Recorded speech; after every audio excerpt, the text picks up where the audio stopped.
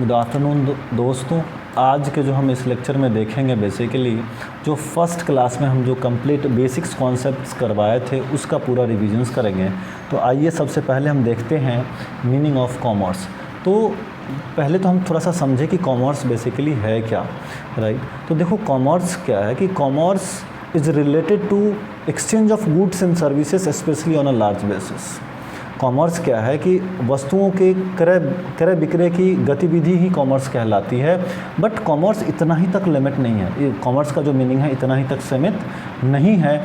उस वस्तुओं के क्रय विक्रय के अंदर जितनी भी समस्याएं आती है, जैसे प्रोड्यूसर और कंज्यूमर्स के बीच में जो समस्याएं आती है, जो कैसे एक दूसरे को जो है मतलब रीच कर पाए, इस तरह की जो बाधाएं आती है, जिसको नॉर्मली हम किस मीडियम में देखे थे, हिंड्रेंस ऑफ पर्सन में देखे थे कि नॉर्मल प्रोड्यूसर्स और कंज्यूमर्स के बीच तक की जितनी बाधाएं आती उसको कॉमर्स किस प्रकार जो है दूर की थी। तो अब देखो बुआ, बेसिकली सबसे पहले तो हम पहला पॉइंट्स हम लोग क्या किए थे और क्या समझे थे कि हिंड्रेंस ऑफ पर्सन, और हिंड्रेंस ऑफ पर्सन में हम लोग क्या देखे थे कि किस प्रकार कॉमर्स जो है और कॉमर्स के मीडियम से कोई भी बिजनेस जो है वो अपनी समस्याओं को किस तरह से सॉल्व करती है। जैसे हिंड्रेंस ऑफ पर्सन कहने का मतलब क्या है, एक प्रोड्यूसर और दूसरे कंज्यूमर्स के बीच में जो रीच करने की जो समस्याएं था, जो किस प्रकार सॉल्व की थी, ट्रेड के मीडियम से यानी व्यापार के मीडियम से उसको सॉल्व किए थे।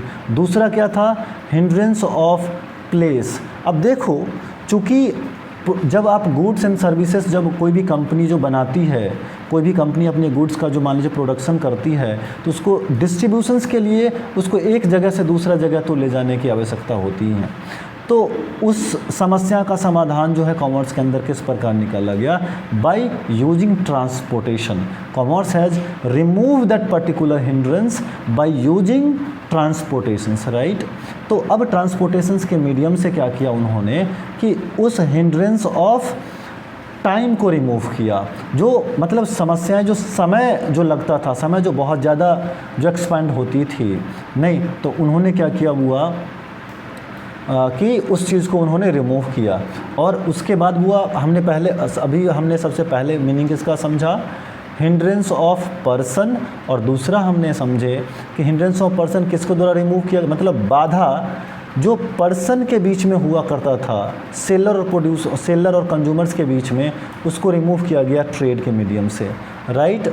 और दूसरे जो हुआ बाधाएं क्या थी कि हिंड्रेंस ऑफ प्लेस। अब हिंड्रेंस ऑफ प्लेस में जो बाधाएं आती थी, जो प्रॉब्लम्स, जो समस्याएं आया करता था, उसको जो है ट्रांसपोर्टेशन से commerce has remove the particular hindrance of place by using transportations के मीडियम से क्या किया हुआ, उसको उस बाधाएं को, उस समस्याएं को रिमूव की। और थर्ड वन क्या है, देखिए कि हिंड्रेंस ऑफ टाइम कहने का मतलब क्या था। यहाँ पे इस पॉइंट्स का में हम लोग क्या समझे थे, हिंड्रेंस ऑफ टाइम मतलब किसी भी प्रोड्यूसर्स को गुड्स बनाने के बाद नहीं, उसको कुछ प्लेसेस की आवश्यकता होती है। मान लीजिए कि कोई भी प्रोड्यूसर जब गुड्स एंड सर्विसेज को जो प्रोड्यूस मतलब गुड्स को जब प्रोड्यूस करता है, मैन्युफैक्चरिंग करता है, तो उसको डिस्ट्रीब्यूशन तक जो है ना कुछ समय लगती है। उस समय तक जो है उसको गुड्स को क्या होता है, अपने पास में रखना पड़ता है जब तक कि वो डिस्ट्रीब्यूट नहीं कर पाए। तो ये भी एक समस्या आई थी कि गुड्स मैन्युफैक्चरिंग तो कंपनी करेगी, बट उस सामान को रखेगी कहाँ, नहीं। तो कॉमर्स जो है कि this problem has been sort outed by the commerce through using of warehousing and storage. अब मतलब कॉमर्स के कॉन्सेप्ट्स के अंदर जो बिजनेस जो हैं, इस चीज़ को किस प्रकार से सॉर्ट आउट की, उन्होंने एक वायर हाउस, जो देखते हैं बड़े बड़े गोडाउन्स बना लिए, एक स्टोरेज हॉल बना लिया, जहाँ पे वो मैन्युफैक्चरिंग करते समय अपने गुड्स को क्या करें, अपने स्टोरेज में रख पाए, राइट। उसके बाद हम लोग क्या देखे थे कि हिंड्रेंस ऑफ रिस्क। अब हिंड्रेंस ऑफ रिस्क कहने का मतलब क्या है, सबसे पहले तो आप रिस्क का मीनिंग समझिए। रिस्क का मतलब होता है कि आप कोई भी अनसर्टेन इवेंट हो गया, नहीं, जिसका आप एक्सपेक्ट नहीं कर सकते हैं, उसके वजह से यदि कोई लॉसेस होती है या आउटकम्स में कोई डिफ़िकल्टीज होती है, तो वो आपका रिस्क कहलाता है। फॉर एग्ज़ाम्पल कि अभी देखिए कि नॉर्मली कोविड-19 के कारण most of the business has fall into losses, right. तो उस बिजनेस में जो लॉसेस हुआ किस वजह से हुआ, कोविड-19 के वजह से हुआ, जो कि लोग कभी कल्पना भी नहीं करते थे कि कोविड कभी फ्यूचर्स में इस तरह की जो है डिज़ास्टर आएंगे, इस तरह का पेंडेमिक आएगा और उसके वजह से हमारे बिज़नेस जो है मान लीजिए लॉसेस में चली जाएगी। तो इस रिस्क को मतलब रिमूव करने के लिए, कहने का मतलब क्या है, इस बाधाओं को दूर करने के लिए कॉमर्स ने क्या कि कॉमर्स के अंदर एक इंडस्ट्री है वो कॉल्ड इंश्योरेंस कंपनी और इंश्योरेंस इंडस्ट्री। अब इस इंश्योरेंस के माध्यम से इस प्रॉब्लम्स को जो क्या है कि रिमूव किया गया, यानी अपने बिजनेस से दूर किया गया। अगर मान लीजिए, और इसको वह हिंड्रेंस ऑफ रिस्क को एक और दूसरे एग्जांपल्स में भी समझ लीजिए। जैसा कि हम आपको लास्ट टाइम कि concept of loss by fire, concept number 6 या 7 में हम आपको बताए थे जर्नल बताते समय कि कॉन्सेप्ट ऑफ ये लॉस बाय फायर। अब लॉस बाय फायर में क्या होती थी कि आग लगने के वजह से, नहीं, आग लगने के वजह से क्या हुआ, स्टॉक जल गया। तो इस तरह के जो वो रिस्क है, इस तरह की समस्याएं हैं, इसको रिमूव करने के लिए commerce has remove that kind of issues in the business by using insurance industry. अब इंश्योरेंस इंडस्ट्री को इन्होंने क्या किया, ऑप्ट किया और उसके माध्यम से क्या होता है कि स्टॉक का लोग इंश्योरेंस करवा लेते हैं और उस रिस्क को मिनिमाइज़ कर लेते हैं, राइट। और उसके बाद हम लोग क्या देखे थे कि हिंड्रेंस ऑफ रिस्क के बाद देखे थे hindrance of finance and hindrance of information. अब समझो हिंड्रेंस ऑफ फाइनेंस का बेसिक्स मीनिंग क्या है। अब देखो, किसी भी बिज़नेस को ऑपरेट करने के लिए एक हेल्दी फाइनेंस की आवश्यकताएं होती है। हेल्दी फाइनेंस कहने का मतलब है ये कि सफिशिएंट कैश की आवश्यकता होती है किसी भी बिज़नेस को ऑपरेट करने के लिए, राइट। तो अब मान लीजिए, चूँकि सभी बिज़नेस के पास में भी बहुत ऐसे बिज़नेस हैं जिसके पास में कैश होती है उस बिज़नेस को कंटिन्यू करने के लिए और इस बिज़नेस को रन करने के लिए, लेकिन बहुत ऐसे भी बिज़नेस होते हैं जिसके पास में सफिशिएंट कैश नहीं होते हैं। तो उस समय में वो बिज़नेस क्या करती है कि बैंक से लोन लेकर के, नहीं, और कोई प्राइवेट जो भी नॉर्मली मार्केट में शेयर्स इशू करके फ़ंड को रेज़ करती है, कभी बॉन्ड इशू करके फ़ंड को रेज़ करती है। तो नॉर्मली वो देखो कि ये हिंड्रेंस ऑफ फाइनेंस, जो ये फाइनेंस वाले पोर्शन जो है उसको कंपनी मतलब कॉमर्स के अंदर किस प्रकार रिमूव किया गया, with the help of banking company, banking organisations, right. जैसे किसी भी फॉर्म्स को लोन चाहिए, वो SBI को अप्रोच करेगी, वो लोन ले लेगी और वो क्या करेंगे कि नॉर्मली उसके बाद वो अपने बिजनेस को इजीली ऑपरेट कर सकती है। उसके बाद देखो कि हिंड्रेंस ऑफ इंफॉर्मेशन। अब चूँकि हिंड्रेंस ऑफ इंफॉर्मेशंस जो है, अब सबसे बड़ी समस्याएं यहाँ पे क्या होती है, सबसे बड़ी समस्याएं तो ये है कि हम मतलब प्रोड्यूसर्स और कंज्यूमर्स के बीच में एक दूसरे का रीच हो, जो कम्युनिकेशन गैप है उसको फुलफिल कौन करेगा। मतलब how the consumers will know that this product has been produced by particular manufacturer और पर्टिकुलर प्रोड्यूसर्स। कहने का मतलब, मान लीजिए यहाँ पे एक एग्जांपल लेते हैं, उस एग्जांपल से देखते हैं कि मान लीजिए ये मिस्टर एक्स जो है, मान लीजिए कि फ़ैन का प्रोड्यूसर, फ़ैन क्या करती है, फ़ैन बनाती है, यानी फ़ैन को प्रोड्यूस करती है। तो ये मिस्टर जेड नाम का जो कंज्यूमर है, नहीं, तो ये इसको कैसे पता चलेगा कि मिस्टर एक्स ही फ़ैन को प्रोड्यूस करती है, नहीं, उसके लिए जो कॉमर्स जो है कि this kind of problems or this type of issue has been removed by the commerce through advertisement industry। अब उन्होंने क्या किया, वो एडवर्टीजमेंट इंडस्ट्री क्या करती है, जो इस समस्या को किस प्रकार सॉल्व करती है कि वो अपने इन्फॉर्मेशंस को, मतलब वो प्रोड्यूसर्स के इन्फॉर्मेशंस को कंज्यूमर्स तक पहुंचाने का काम करती है। तो this is all about the meanings of commerce. उसके बाद हम लोग देखे थे कि बिजनेस। अब बिज़नेस व्यवसाय जो है, बेसिकली लोग बोलते हैं कि मतलब जो है बिज़नेस हमेशा बिज़नेस। तो सबसे पहले ये तो समझ ले कि what do you mean bye business. नहीं, व्यवसाय पहले होता क्या है। देखो, कोई भी ऐसी एक्टिविटीज़, मतलब कोई भी एक्टिविटीज़ जो धन कमाने के उद्देश्य से की जाती है ऑन अ रेगुलर बेसिस पे, मतलब नियमित रूप से, तो वो व्यवसाय कहलाती है। कहने का मतलब, आओ थोड़ा सा हम इस डेफिनेशंस को देखें कि business it's refers to the economic activities, it's refer to the economic activities which are conducted on a regular basis to earn profit through productions and sales of goods and services। कहने का मतलब है क्या कि कोई भी लोग जो हैं नहीं जो अपने गुड्स को किस प्रकार प्रोडक्शंस करेंगे और उसको मार्केट में सेल्स करके किस प्रकार रेवेन्यू जनरेट करेंगे, मतलब किस प्रकार प्रॉफिट बनाएंगे।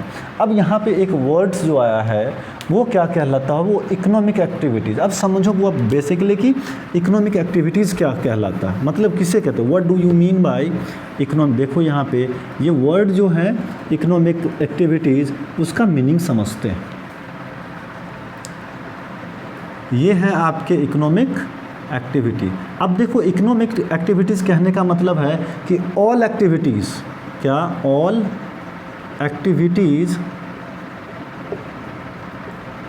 which has been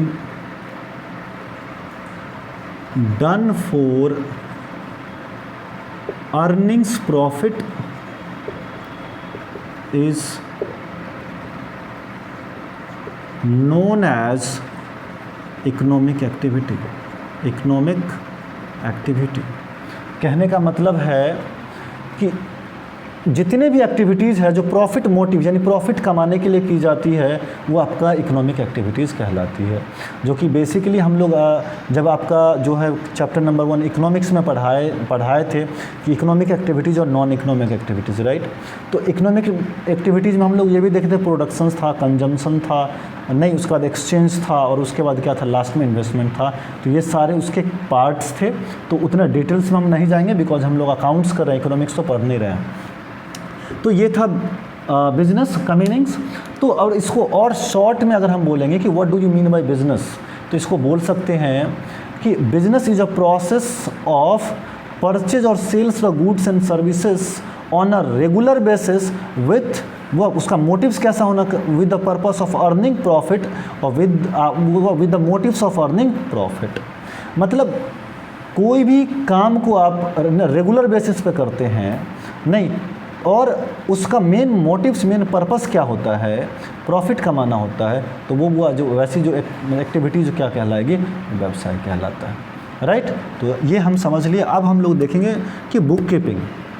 अब देखो लास्ट टाइम जो हम आपको जब रिविजन्स करा रहे थे, जब क्लास में रेगुलर क्लासेस जब करा रहे थे, उसमें क्या बताए थे कि बुक कीपिंग, आपको हम क्या बोले थे कि एक लाइन में उसका हम डिफरेंस समझाए। पहले तो आप समझो कि बुक का मतलब क्या है। बुक का मतलब कोई किताब नहीं, कोई कॉपी, और कीपिंग का मतलब रखना। कहने का मतलब अब बिजनेस के पॉइंट ऑफ व्यू से क्या हुआ, बिजनेस के पॉइंट ऑफ व्यू में कहने का मतलब ये कि all the business transactions are recorded in a book is known as book keeping. मतलब बिजनेस के अंदर जितने भी ट्रांजैक्शंस होती है उस सारे ट्रांजैक्शंस को हम लोग एक किताब में, मतलब एक कॉपी में नोट करके लिखते हैं, और वो जो प्रोसीजर है वो बुक कीपिंग कहलाता है, राइट। तो बुक कीपिंग का मीनिंग्स क्लियर हो गया। अब हम लोग देखते हैं अकाउंट्स। अब देखो खाता बेसिकली क्या होता है, खाता को अंडरस्टैंड करने के लिए कुछ चीज़ें जो है अभी हम आपको बताते हैं डिफरेंट एंगल से। मान लीजिए हम आपको कुछ बेसिक्स क्वेश्चन पूछते हैं। अब बताइए कि इकोनॉमिक एक्टिविटीज़ तो वो आप लोग नोट होपफुली कर चुके होंगे, नहीं तो आप लोग इसको बैक करके नोट कर लीजिएगा। अब समझिए कि अकाउंट्स, अब अकाउंट्स कहने का मतलब ये कि बुक कीपिंग के अंदर जितने भी सभी बिजनेस ट्रांजैक्शन को आप रिकॉर्ड करते थे, राइट। लेकिन अकाउंट्स में क्या करते हैं, उसमें किसी भी स्पेसिफिक आइटम का, स्पेसिफिक पर्सन का, स्पेसिफिक किसी भी संस्था का जो है वो आप पर्टिकुलर अकाउंट्स बनाते हैं। कहने का मतलब क्या है मालूम, अगर इसको एक लाइन में आप बोलोगे तो an accounts is a systematic and summarised record of all the business transaction relating to particular person, place, things, item at one place. मतलब किसी भी व्यक्ति वस्तु के खाते को नहीं, किसी भी संस्था के खाते को सेपरेटली अलग अलग उसके सारे अकाउंटिंग मेंटेन करते हैं, तो वो क्या कहलाता है, उसका खाता कहलाता है। जैसे अगर मान लो कि आपको हम बोलते हैं कि आप अपने फादर के अकाउंट से 10,000 रुपीज़ जो है विदड्रॉ किए हैं, तो क्या वो आपके अकाउंट से 10,000 रुपीज़ डेबिट होगा क्या? नहीं, बिल्कुल नहीं होगा, ये संभव नहीं है। वो आपके पापा के अकाउंट से ही 5,000 रुपीज़ और 10,000 रुपीज़ जो है डेबिट होगा। If you have submitted 10,000 rupees in your mother accounts means that particular 10,000 rupees will be credited in your mother accounts, not you and your fathers account, right. तो क्या, तो अब इस अकाउंट्स का मीनिंग क्लियर हो गया। अब इसको और थोड़ा सा समराइज़ कर ले तो अकाउंट्स में कहने का मतलब कि हर एक लोगों का, हर एक वस्तुएं का, सेल्स का तो सेल्स के लिए अलग अकाउंट, परचेज है तो परचेज से रिलेटेड अलग अकाउंट्स नहीं, और उसके बाद अगर मान लीजिए कि कोई एक्सपेंसेस है, कोई गेन्स है, नहीं तो उस सबको अलग, कोई संस्था है उस सब, हर एक लोगों का अपना अपना सेपरेट अकाउंट जो वो खोलते हैं वो क्या कहलाता है? अकाउंट्स कहलाता है। उसके बाद हम लोग देखेंगे कि मीनिंग ऑफ अकाउंटिंग क्या, हम लोग देखेंगे अब मीनिंग ऑफ अकाउंटिंग। अब अकाउंटिंग क्या है? अब देखो, चूँकि हमने लास्ट टाइम आपको बताया था कि जब आप किसी बैंक में जाते हैं, बैंक में जाने के बाद आप एक अकाउंटेंट को देखते होंगे, वो अपनी जो है काम कर रहे होते हैं। तो बेसिक वो क्या करता है कि जब आप विड्रॉल फॉर्म या जो मान लीजिए कि डिपॉजिटेड फॉर्म जब फिल करके उस अकाउंटेंट को आप देते हैं, नहीं तो उसका काम क्या करना? अकाउंटिंग करना है उस अकाउंटेंट का काम। तो बेसिक क्या करता है, वो पहले स्लिप को आपसे वो कलेक्ट करता है। तो बेसिक क्या करता है, वो हुआ स्लिप को कलेक्ट करने के बाद वो देखता है कि उसके अंदर सारी इन्फॉर्मेशन जो है, एनालाइज करता है उस चीज़ को, सारी इन्फॉर्मेशन जो है उस फॉर्म के अंदर फिलअप वो प्रॉपर है या नहीं, और वो ये भी देखता है कि you are the right person to withdraw sum of money from this account और नॉट। कहने का मतलब कि आपका ही वो अकाउंट्स, कहने का मतलब ये कि आपका वो अकाउंट्स है या नहीं, इवन वो साइन भी मैच करता है। कहने का मतलब वो सबसे पहले क्या किया, आपके डेटा को वो कलेक्ट किया, उसके बाद वो उन्होंने क्या किया, वो अकाउंटेंट क्या, उस डेटा को एनालाइज किया, और उस डेटा को एनालाइज करने के बाद वो क्या करता हुआ, वो अपने बुक में रिकॉर्ड करता है, राइट। और रिकॉर्ड करने के बाद वो अपने जो है कैश बुक में रिकॉर्ड करता है, और रिकॉर्ड करने के बाद आपको मान लीजिए वो कैश निकाल करके दे देता है। और at the end of the day, कहने का मतलब उस दिन के लास्ट में, मतलब इवनिंग के समय क्या करता हुआ उस अकाउंटेंट, मतलब उस सेम सारे जितने भी ट्रांजैक्शन दिन में जो की गई है उसका रिकॉर्ड जो है, मतलब उसका रिपोर्ट वो किसको देता है, वो अपने मैनेजर्स को देता है। कहने का मतलब उस ब्रांच मैनेजर को देता है। तो अब इस एग्जाम्पल के हेल्प से हमने क्या देखा कि वो अकाउंटेंट जो था पहले वो डेटा को कलेक्ट किया ने, उसके बाद उन्होंने क्या किया, उसको समराइज़ किया, एनालाइज किया, अपने बुक में रिकॉर्ड किया, और फाइनली क्या किया, उसको रिपोर्ट किया, राइट। तो उस रिपोर्टिंग के बाद नहीं, अब ये सारे जो मतलब प्रोसीजर्स वो अकाउंटिंग के अंदर इन्वॉल्व है, तो कैन बी से कि बुक कीपिंग और अकाउंट्स दोनों अकाउंटिंग के अंदर इन्वॉल्व है। तो अब उसका एक वो उसको थोड़ा सा डिफरेंसेस में फ्रेम करके देख लेते हैं कि ये क्या है। अकाउंट्स का मीनिंग तो आपको होपफुली, अकाउंटिंग का मीनिंग तो होपफुली आपको क्लियर हो गया होगा। तो देखिए तो क्या है कि अकाउंटिंग सिस्टम इज़ अ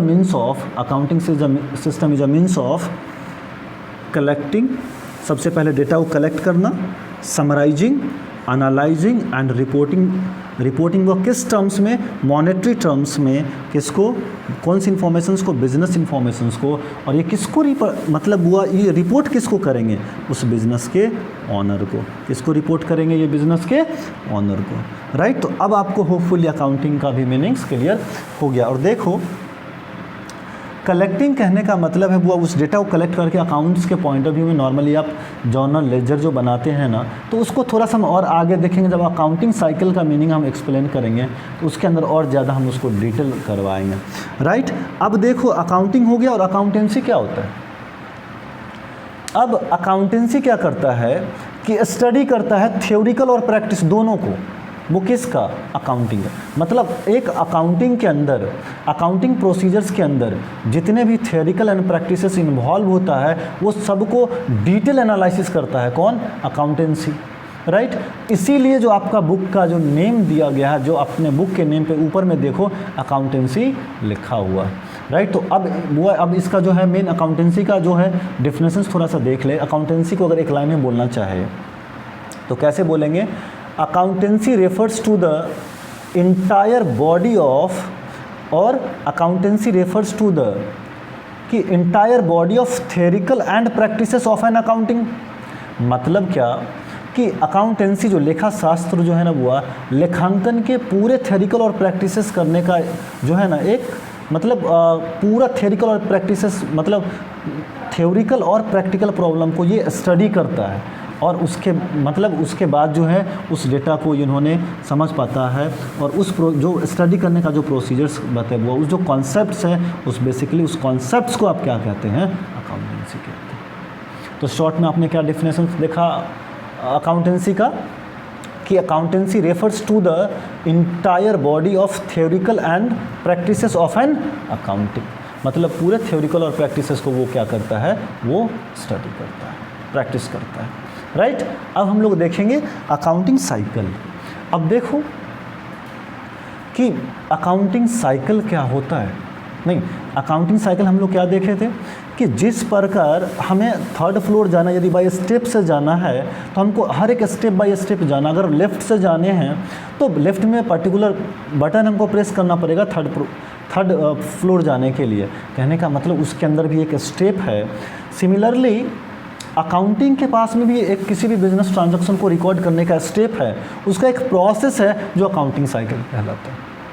इसको शॉर्ट में क्या बोलेंगे कि वैसी प्रोसेस नहीं, जो अकाउंटिंग ट्रांजैक्शंस को, जो फाइनेंशियल ट्रांजैक्शन को रिकॉर्ड करने में जो स्टेप बाय स्टेप रिकॉर्ड करते हैं वो अकाउंटिंग साइकिल कहलाता है।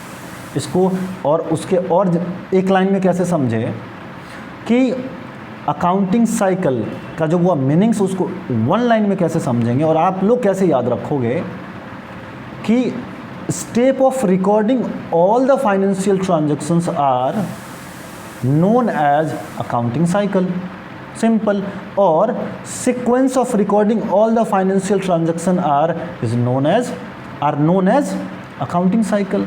और इसको क्या बोल सकते हैं कि process of recording all the financial transaction are known as accounting cycle. Clear. अब उसके बाद जो वो हम लोग देखेंगे कि वो स्टेप, चलो ठीक है हमने तो ये देख लिया कि अकाउंटिंग साइकिल बेसिकली ये होता है, बट इसमें जो है स्टेप वो है क्या, व्हाट आर द स्टेप। अब देखो थोड़ा सा स्टेप देख लो वो अकाउंटिंग साइकिल का। स्टेप जो है वो नॉर्मल अकाउंटिंग साइकिल का हिंदी जो होता है ना लेखांकन चक्र होता है।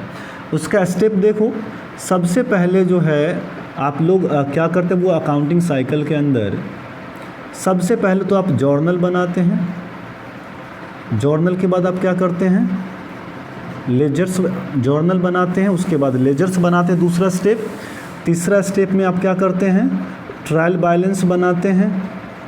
चौथी स्टेप में आप क्या करते हैं, इनकम स्टेटमेंट बनाते हैं, इनकम स्टेटमेंट बनाते हैं। और पाँचवीं स्टेप में वो आप लोग क्या बनाते हैं कि इनकम स्टेटमेंट के अंदर वो आप दो चीज़ें बनाते हैं। एक तो आप बनाते हैं ट्रेडिंग्स अकाउंट और दूसरा आप बनाते हैं प्रॉफिट एंड लॉसेस अकाउंट। ये हुआ step number 1, step number 2, step number 3, step number 4 और स्टेप नंबर 5 में हुआ इनकम स्टेटमेंट के बाद जो आप एक बनाते हैं वो बेसिकली आप बनाते हैं फाइनेंशियल स्टेटमेंट, जिसको आप बैलेंस शीट के नाम से, बैलेंस शीट के नेम से आप जानते हैं। लेकिन एक चीज़ और मैं आपको बता दूं, वो ट्रेडिंग और प्रॉफिट एंड लॉसेस अकाउंट बनेंगे नॉर्मल बिजनेस के अंदर, राइट। अगर कंपनी के केस में अगर बनाते हैं तो वो कंपनी के केस में वो पीएल के जगह बनेगा statement of profit and losses account.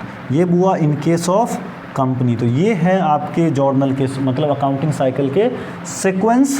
तो हम लोग नेक्स्ट क्लास में सबसे पहले तो ये देखेंगे, वो इस जर्नल को डीपली अंडरस्टैंड करने के लिए आपको क्या चाहिए, rules of debit and credit जो चैप्टर्स नंबर 9 है, वो चैप्टर नंबर 9 को हम लोग समझेंगे कि बेसिकली जो फार्मूलाज होता है, नहीं कोई भी फार्मूला जो हैं वो किस प्रकार किसी भी अकाउंटिंग को अफेक्ट करता है, कौन कौन से अकाउंट्स शामिल है, उसके बाद हम लोग उसका जर्नलाइज करते हैं, राइट। और अब बी के लेक्चर्स में बस इतना ही, इस रिविजन्स के लेक्चर्स में। वो नेक्स्ट जो है rules of debit and credit का लेक्चर जो है हम आपको अपलोड करेंगे नेक्स्ट डे, राइट। तब तक के लिए इसको कंप्लीट जो है अच्छे तरीक़ा से रिवाइज़ कीजिए। अगर आपको एक बार में नहीं थोड़ा सा दिक्कत हो रही है तो बार बार बैक कर करके देखिए, राइट। और इस कॉन्सेप्ट्स को अंडरस्टैंड कीजिए ताकि आप रियल कॉमर्स के दुनिया में जो है आप रियल जो है लाइफ से कोरिलेट कर पाए। ऐसा नहीं है कि मतलब चलो हम पढ़ रहे हैं तो पूरा कंप्लीटली जो है थेरिकल लेते जा रहे हैं।